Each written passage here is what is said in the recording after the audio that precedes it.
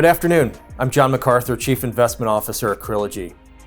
Instead of contemplating how persistent and enduring inflationary pressures in the economy are or aren't, I thought I'd provide some perspective on what above average and high inflationary periods have meant for equities historically.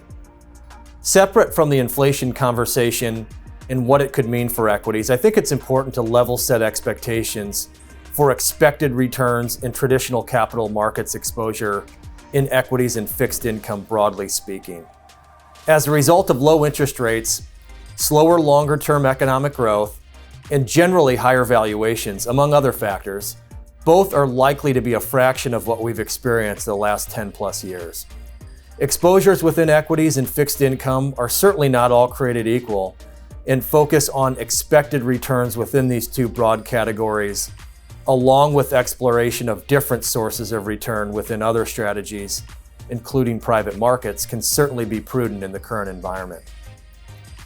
With respect to equities in various historical inflationary periods, I'd like to note work by Jim O'Shaughnessy back in 2011 in his looking at data over the past 111 years.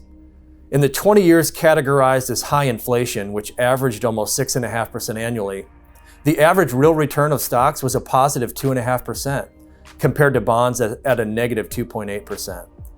Perhaps surprising to many investors is that stocks were actually positive during these periods.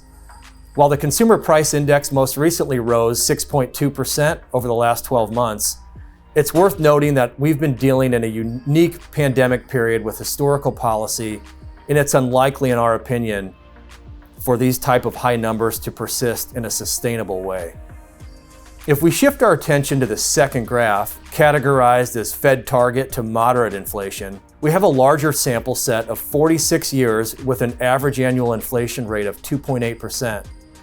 This is a number more closely aligned with longer-term expectations, in our opinion, due to economic, structural, and secular forces likely to keep a lid on persistently high inflation. In looking at this data, not only have bonds experienced positive real returns of roughly 3.6% on average, but stocks have reached double-digit returns on average during these periods. While the inflationary headline risk on a day-to-day or week-to-week basis can cause some uncertainty, it's important to keep the long view in mind and recognizing that equities have historically done well in various inflationary regimes.